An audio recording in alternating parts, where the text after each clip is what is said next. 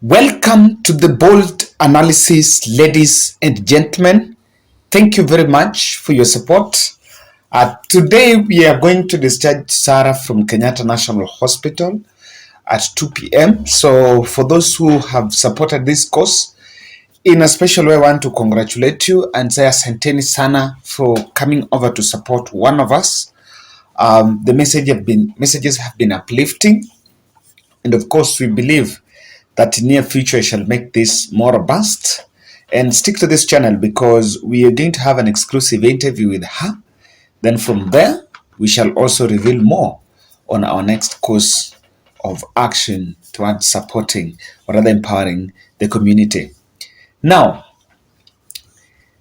a powerful member of Assumption of Office Committee that skipped the yesterday's press briefing, amongst others, have opted to resign instead of taking charge of Ruto's swearing in. And this is an officer that Ruto himself in an interview mentioned that was not picking his calls. So yesterday during the Assumption of Office presser, there were leaders that were notably missing. And these were Fred Matiang'i, Karanja Kibicho, Mutyambai is out on sick leave, Philip Kameru, amongst others. I think they are only those three. They were members of Uhuru's cabinet and friends who clashed with William Ruto, who is currently the president-elect, during the campaigns. And notably figures that clashed with William Ruto while pledging allegiance to President Uhuru Kenyatta was Keriako Tobiko, there was Fred Matiang'i, there's CS Musheru, there was also Peter Munya. But while government while in cabinet, members of cabinet probably are going to William Ruto do not have a constitutional mandate, or rather there is no constitutional requirement for him to retain members of Uhuru's cabinet. We've only seen CS Magoha trying to reach out saying that if William Ruto will consider him half qualified, then he can discuss with William Ruto. But the rest of other cabinet members, apart from Najib Balala and Farida Karonei, I think were so active into the campaigns. And there is a probability that members of that cabinet, many of them want to go home with the President Uhuru Muigai Kenyatta. Now, the one report that is emerging is the National Intelligence Director, Philip Kameru, was reported to be planning to retire with President Uhuru Muigai Kenyatta. And these are the leaders that wants to leave space for William Samoei Ruto. I think I welcome the call for people who worked in Uhuru Kenyatta's administration, especially Uhuru too, to exit the stage so that there is no element of status quo, so that William Ruto would actually be given an opportunity to work with his dream team. One thing I understand is that there are members of Uhuru's circle that understand William Ruto's leadership style and leadership mantra. Many of them who worked with them in the cabinet, because William Ruto was actively in cabinet between 2013 to 2017. But after 2017, things changed, and Ruto took more of was mostly pushed to the periphery. So the resignation by Philip Kameru has really taken the attention because of one thing. He was appointed in 2014 by the president on a 5-year term, and in 2019 he was the contract was extended for another 5 years. So if you calculate 2019, you add in 5 years, he was still remaining with 2 years on his contract, and so he had a liberty of still remaining in office and work with William Ruto for the next 2 years so that he will retire. But what we understand is that he has opted for an early retirement so that he can go home with the President Uhuru Muigai Kenyatta. What do you think is causing this, and what is the understanding of this? Now, their constitutional offices, I know people have argued about the need to change the changes that are coming, but the office of Inspector General of Police is protected. Those are offices that are not just at liberty of firing, hire and fire by the president, because there must be inquiry and there is a process. There is the inspector, there is the DCI, there is Kinoti, there is the DPP. Those offices are protected by the Constitution. Governor of Central Bank, amongst other constitutionally protected offices that even the president coming will not interfere with.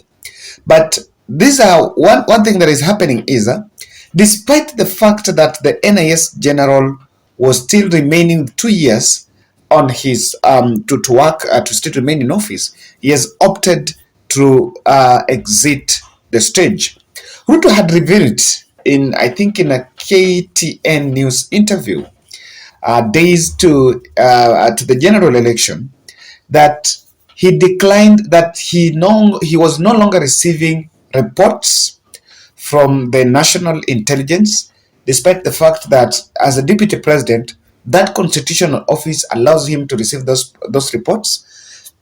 He explained that he was no longer receiving those reports, and while he also tried to reach out to the NAS general at the time that the officer was receiving his calls. So according to him is that the NAS chief was no longer receiving his calls. So this points out to perhaps a frosty relationship between the two. But to me, I look at a decision by President Uhuru Kenyatta's dream team exiting the stage with him. One other person that is going to exit gratefully is Joseph Kinyua.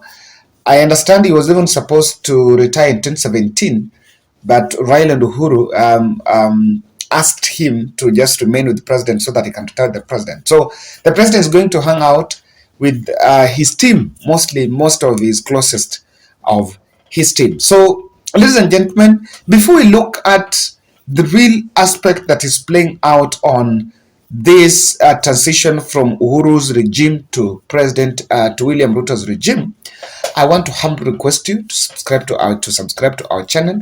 Today we are also following on the National Assembly, the first made in, of course, the two camps, Kenya Kwanza and Azimio, have called their meetings.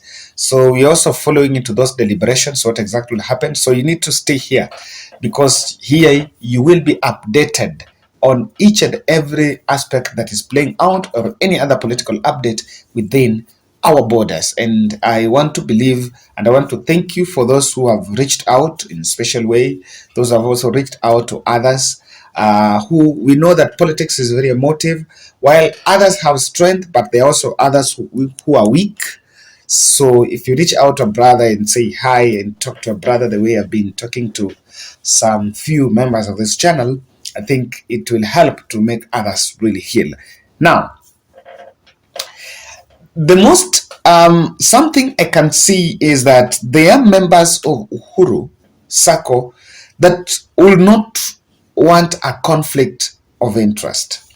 For example, if President Uhuru decides to remain passively in Kenyan politics, of course by retirement he's supposed to go home, but he can remain passive, can play a passive role in his post presidency, then there will be conflict of interest, because there are people who maybe got those jobs through their direct contact with the President Uhuru Kenyatta, and they still hold some allegiance to the president.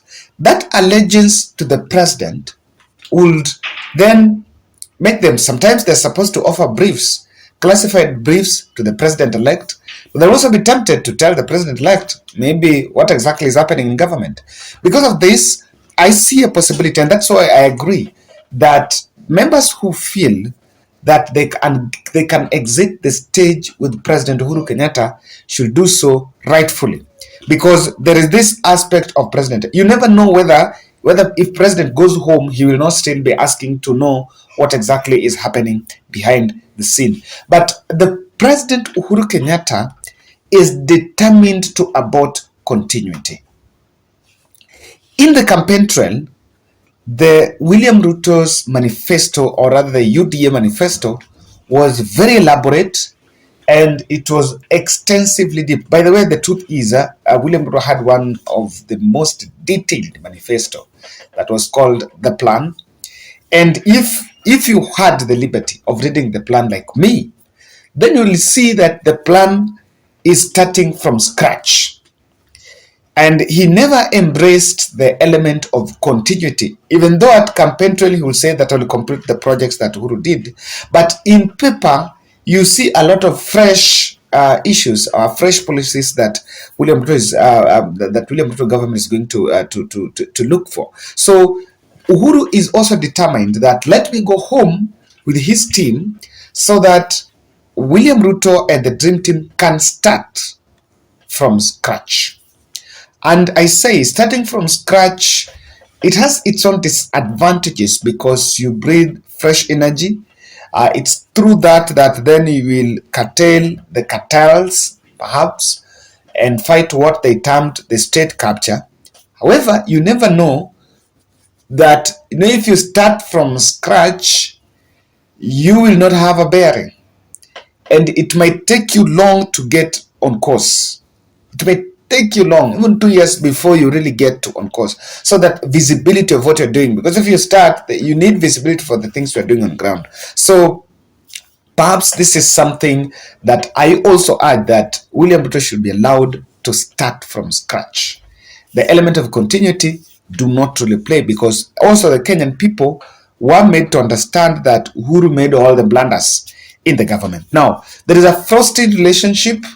I think when the president locked out William Ruto in most of his inner circle, then the people, friends of President Uhuru Kenyatta, had a frosty relationship with William Ruto, and because they understand his leadership mantra, they might have realized that they can no longer work together. But then President Uhuru was more of a gentleman politician, and he looked more of a consultative politician.